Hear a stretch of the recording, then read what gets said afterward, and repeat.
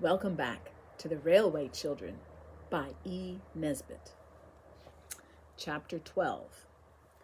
What Bobbie Brought Home. "Oh, look up! Speak to me! For my sake, speak!" The children said the words over and over again to the unconscious hound in a red jersey, who sat with closed eyes and pale face against the side of the tunnel. "Wet his ears with milk," said Bobbie. "I know they do it to people that faint, with eau de cologne, but I expect milk's just as good."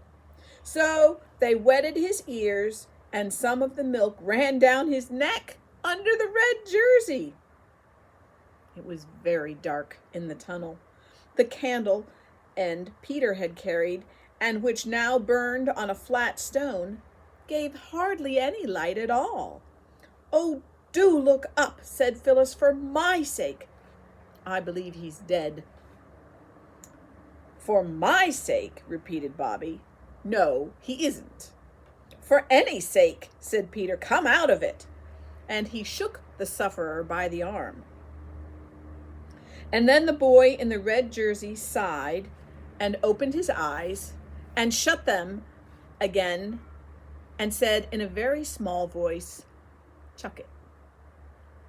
"Oh, he's not dead," said Phyllis. "I knew he wasn't." And she began to cry. "What's up?" "I'm all right," said the boy. "Drink this," said Peter firmly, thrusting the nose of the milk bottle into the boy's mouth. The boy struggled, and some of the milk was upset before he could get his mouth free to say, "What is it?" "It's milk," said Peter. "Fear not. You are in the hands of friends. Phil, stop your bleating this minute."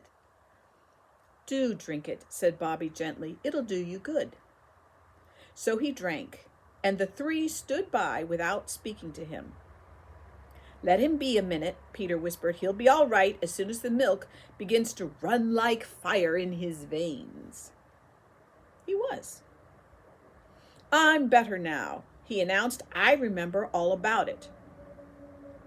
He tried to move, but the movement ended in a groan. "Bother. I believe I've broken my leg," he said. "Did you tumble down?" asked Phyllis, sniffing. "Of course not. I'm not a kitty," said the boy indignantly. "It was one of those beastly wires tripped me up, and when I tried to get up again, I couldn't stand, so I sat down. Gee willikins, it does hurt, though." "How did you get here?" "We saw you all go into the tunnel, and then we went across the hill to see you all come out. And the others did, all but you, and you didn't. So we are a rescue party," said Peter with pride. "You've got some pluck, I will say," remarked the boy. "Oh, that's nothing," said Peter with modesty. "Do you think you could walk if we helped you?" "I could try," said the boy. He did try, but he could only stand on one foot. The other dragged in a very nasty way. "Here, let me sit down. I feel like dying," said the boy. "Let go of me. Let go, quick." He lay down and closed his eyes. The others looked at each other by the dim light of the little candle. "What on earth?" said Peter. "Look here," said Bobbie quickly. "You must go and get help. Go to the nearest house." "Yes, that's the only thing," said Peter. "Come on." "If you take his feet and Phil and I take his head, we could carry him to the manhole." They did it. It was perhaps as well for the sufferer that he had fainted again. "Now," said Bobbie, "I'll stay with him. You take the longest bit of candle and, oh, be quick, for this bit won't burn long." "I don't think Mother would like me leaving you," said Peter doubtfully. "Let me stay, and you and Phil go." No, said Bobbie. "You and Phil go, and lend me your knife. I'll try to get his boot off before he wakes up again." "I hope it's all right what we're doing," said Peter. "Of course it's right," said Bobbie impatiently. "What else would you do? Leave him here all alone because it's dark? Nonsense. Hurry up, that's all." So they hurried up. Bobbie watched their dark figures in the little light of the little candle with an odd feeling of having come to the end of everything. She knew now, she thought, what nuns who were bricked up alive in convent walls felt like. Suddenly she gave herself a little shake. "Don't be a silly little girl," she said. She was always very angry when anyone else called her a little girl, even if the adjective that went first was not silly, but nice or good or clever. And it was only when she was very angry with herself that she allowed Roberta to use that expression to Bobbie. She fixed the little candle end on a broken brick near the red-jerseyed boy's foot. Then she opened Peter's knife. It was always hard to manage. A halfpenny was generally needed to get it open at all. This time, Bobbie somehow got it open with her thumbnail. She broke the nail, and it hurt horribly. Then she cut the boy's bootlace and got the boot off. She tried to pull off his stocking, but his leg was dreadfully swollen, and it did not seem to be the proper shape. So she cut the stocking down very slowly and carefully. It was a brown knitted stocking, and she wondered who had knitted it, and whether it was the boy's mother, and whether she was feeling anxious about him, and how she would feel when he was brought home with his leg broken. When Bobbie got the stocking off and saw the poor leg, she felt as though the tunnel was growing darker and the ground felt unsteady, and nothing seemed quite real. "Silly little girl," said Roberta to Bobbie, and felt better. The poor leg, she thought to herself. It ought to have a cushion. Ah! She remembered the day when she and Phyllis had torn up their red flannel petticoats to make danger signals to stop the train and prevent an accident. Her flannel petticoat today was white, but it would be quite as soft as a red one. She took it off. Oh, what useful things Oh, what useful things flannel petticoats are, she said. The man who invented them ought to have a statue directed to him. And she said it aloud because it seemed that any voice, even her own, would be comfort in that darkness. "What ought to be directed? Who to?" asked the boy, suddenly and very feebly.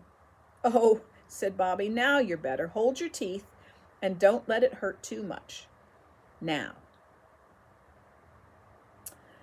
She had folded the petticoat and lifted his leg and laid it on the cushion of folded flannel.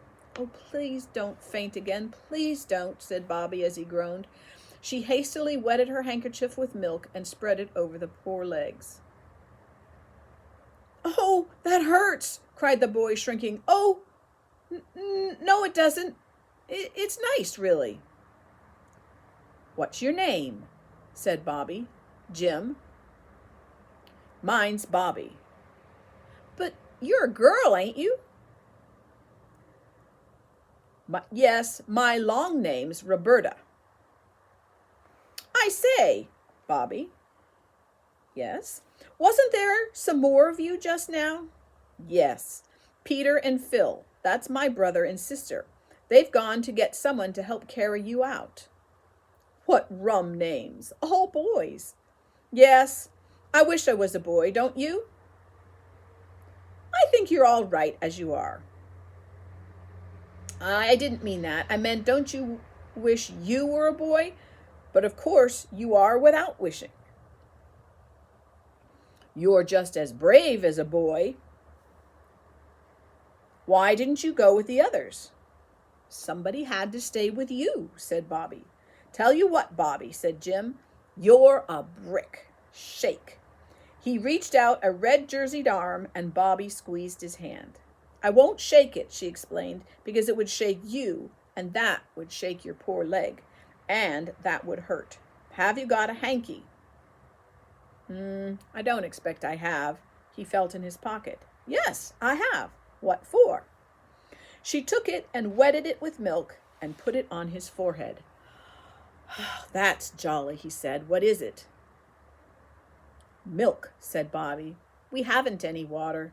You're a jolly good little nurse, said Jim. I do it for Mother sometimes, said Bobbie. Not milk, of course, but scent or vinegar and water.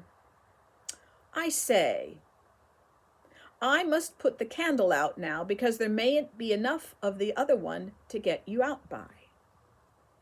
By George, said he, you think of everything. Bobbie blew. Out went the candle.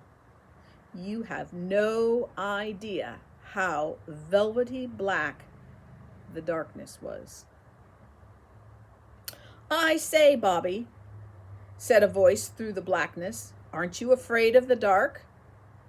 Not very, that is. Let's hold hands, said the boy. And it was really rather good of him because he was like most boys of his age and hated all material tokens of affection, such as kissing and holding of hands. He called all such things pawing and detested them.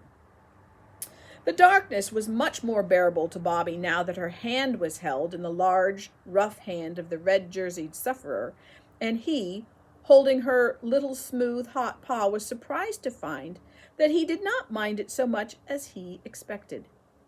She tried to talk, to amuse him and take his mind off his sufferings, but it is very difficult to go on talking in the dark. And presently they found themselves in a silence only broken now and then by a, "You all right, Bobbie?" or an, "I'm afraid it's hurting you most awfully, Jim. I am so sorry." And it was very cold.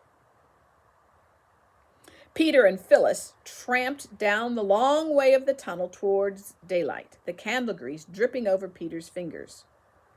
There were no accidents, unless you count Phyllis's catching her frock on a wire and tearing a long, jagged slit in it, and tripping over her bootlace when it came undone, or going down on her hands and knees, all four of which were grazed. "There is no end to this tunnel," said Phyllis, and indeed, it did seem very, very long. "Stick to it," said Peter. "Everything has an end, and you get to it only if you keep on." Which is quite true if you come to think of it, and a useful thing to remember in seasons of trouble, such as measles, arithmetic, impositions, and those times when you are in disgrace and feel as though no one would ever love you again. And you could never, never again love anybody. "Hooray!" said Peter suddenly. "There's the end of the tunnel. Looks just like a pinhole in a bit of black paper, doesn't it?"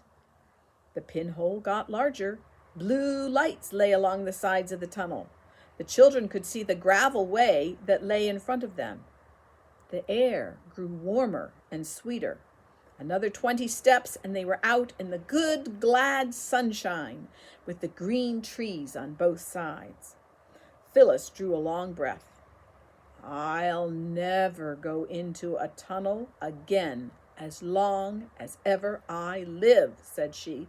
"Not if there are 20,000,000,000,000 hounds inside with red jerseys and their legs broken." "Don't be a silly cuckoo," said Peter as usual. "You'd have to." "I think it was very brave and good of me," said Phyllis. "Not it," said Peter. "You didn't go because you were brave, but because Bobbie and I aren't skunks. Now, where's the nearest house, I wonder? You can't see anything here for the trees." "There's a roof over there," said Phyllis, pointing down the line.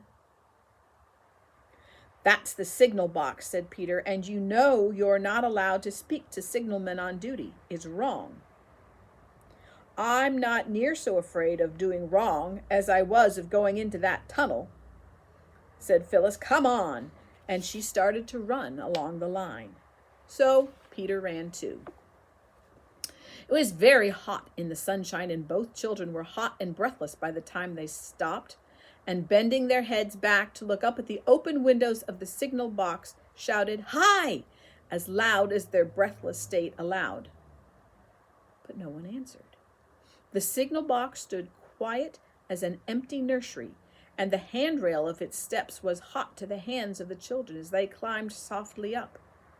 They peeped in at the open door. The signalman was sitting on a chair tilted back against the wall. His head leaned sideways, and his mouth was open. He was fast asleep. "My hat!" cried Peter. "Wake up!" And he cried it in a terrible voice, for he knew that if a signalman sleeps on duty, he risks losing his situation, let alone all the other dreadful risks to trains which expect him to tell them when it is safe for them to go their ways. The signalman never moved. Then Peter sprang to him and shook him. And slowly, yawning and stretching, the man awoke. But the moment he was awake, he leapt to his feet, put his hands to his head like a mad maniac, as Phyllis said afterwards, and shouted, "Oh, my heavens! What's o'clock?" 12:13, said Peter, and indeed it was, by the white-faced, round-faced clock on the wall of the signal box. The man looked at the clock, sprang to the levers, and wrenched them this way and that. An electric bell tingled, the wires and cranks creaked, and the man threw himself into a chair. He was very pale, and the sweat stood on his forehead like large dewdrops on a white cabbage, as Phyllis remarked later. He was trembling, too. The children could see his big, hairy hands shake from side to side with quite extra-sized trembles, to use the subsequent words of Peter. He drew long breaths. Then suddenly he cried, "Thank God! Thank God you come in when you did! Oh, thank God!" And his shoulders began to heave and his face grew red again, and he hid it in those large, hairy hands of his. "Oh, don't cry, don't," said Phyllis. "It's all right now." And she patted him on one big, broad shoulder, while Peter conscientiously thumped the other. But the signalman seemed quite broken down, and the children had to pat him and thump him for quite a long time before he found his handkerchief, a red one with mauve and white horseshoes on it, and mopped his face and spoke. During this patting and thumping interval, a train thundered by. "I'm downright ashamed, that I am," were the words of the big signalman when he had stopped crying, sniveling like a kid. And suddenly he seemed to get cross. "And what was you doing up here anyway?" he said. "You know it ain't allowed." "Yes," said Phyllis, "we knew it was wrong, but I wasn't afraid of doing wrong, and so it turned out right. You aren't sorry we came?" "Lord love you, if you hadn't a come," he stopped and then went on. "It's a disgrace, so it is, sleeping on duty. If it was to become known, even as it is, when no harm's come of it." It won't come to be known," said Peter. "We aren't sneaks. All the same, you oughtn't to sleep on duty. It's dangerous." "Tell me something I don't know," said the man, "but I can't help it. I knowed well enough just how it'd be, but I couldn't get off. They couldn't get no one to take on my duty. I tell you, I ain't had 10 minutes sleep this last 5 days. My little chap's ill, pneumonia, the doctor says, and there's no one but me and his little sister to do for him. That's where it is. The gell must 'ave her sleep. Dangerous? Yes, I believe you. Now, go and split on me if you like." "Of course we won't," said Peter indignantly, but Phyllis ignored the whole of the signalman's speech, except the first 6 words. "You asked us," she said, "to tell you something you don't know. Well, I will, There's a boy in the tunnel over there with a red jersey and his leg broken." "What did he want to go into the bloomin' tunnel for then?" said the man. "Don't be so cross," said Phyllis kindly. "We haven't done anything wrong except coming and waking you up, and that was right, as it happens." Then Peter told how the boy came to be in the tunnel. "Well," said the man, "I don't see as I can do anything. I can't leave the box." "You might tell us where to go after someone who isn't in a box, though," said Phyllis. "There's Brigden's farm over yonder, where you see the smoke a-comin' up through the trees," said the man, more and more grumpy, as Phyllis noticed. "Well, goodbye then," said Peter. But the man said, "Wait a minute." He put his hand in his pocket and brought out some money, a lot of pennies and 1 or 2 shillings, and 6 pence and half a crown. He picked out 2 shillings and held them out. "Here," he said, "I'll give you this to hold your tongues about what's taken place today." There was a short, unpleasant pause. Then, "You are a nasty man, though, aren't you?" said Phyllis. Peter took a step forward and knocked the man's hand up so that the shillings leapt out of it and rolled on the floor. "If anything could make me sneak, that would," he said. "Come, Phil," and marched out of the signal box with flaming cheeks. Phyllis hesitated. Then she took the hand, still held out stupidly, that the shillings had been in. "I forgive you," she said, "even if Peter doesn't. You're not in your proper senses, or you'd never have done that. I know want of sleep sends people mad. Mother told me. I hope your little boy will soon be better and—" "Come on, Phil!" cried Peter eagerly. "I'll give you my sacred honor word. We'll never tell anyone. Kiss and be friends," said Phyllis, feeling how noble it was of her to try to make up a quarrel in which she was not to blame. The signalman stooped and kissed her. "I do believe I'm a bit off my head, Missy," he said. "Now run along home to Mother. I didn't mean to put you about. There." So Phil left the hot signal box and followed Peter across the fields to the farm. When the farm men, led by Peter and Phyllis, and carrying a hurdle covered with horsecloths, reached the manhole in the tunnel, Bobbie was fast asleep, and so was Jim.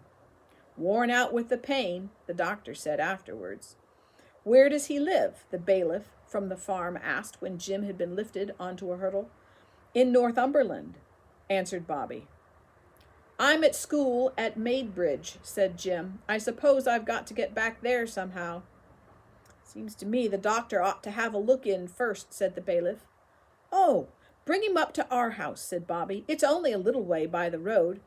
I'm sure Mother would say we ought to." "Will your ma like you bringing home strangers with broken legs?" "She took the poor Russian home herself," said Bobbie. "I know she'd say we ought." "All right," said the bailiff. "You ought to know what your ma'd like. I wouldn't like to take it upon me to fetch him up to our place without I asked the missus first, and they call me the master, too." "Are you sure your mother won't mind?" whispered Jim. "Certainly," said Bobbie. "Then we'll take him up to 3 Chimneys?" said the bailiff. "Of course," said Peter. "Then my lad shall nip up to the doctor's on his bike and tell him to come down there. Now, lads, lift him up quiet and steady. 1, 2, 3.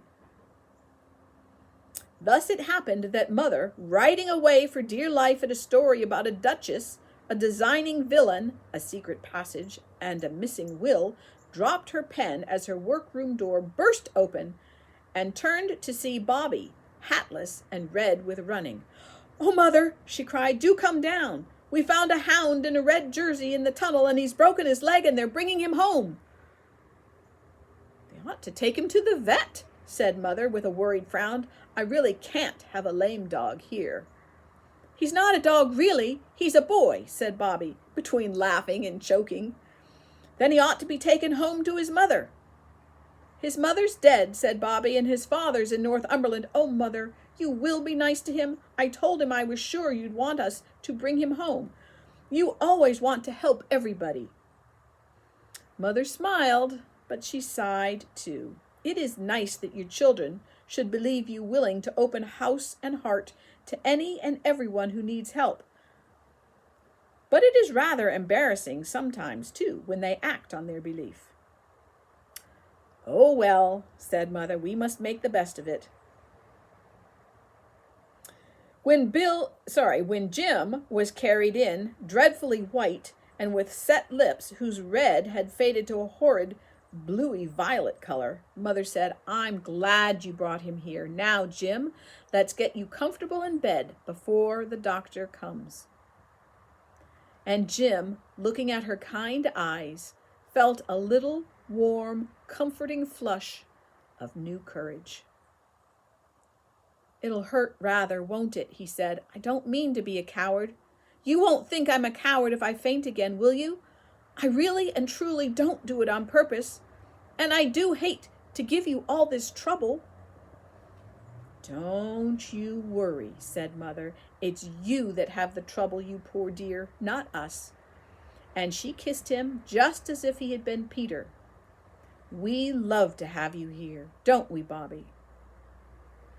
"Yes," said Bobbie, and she saw by her mother's face how right she had been to bring home the wounded hound in the red jersey.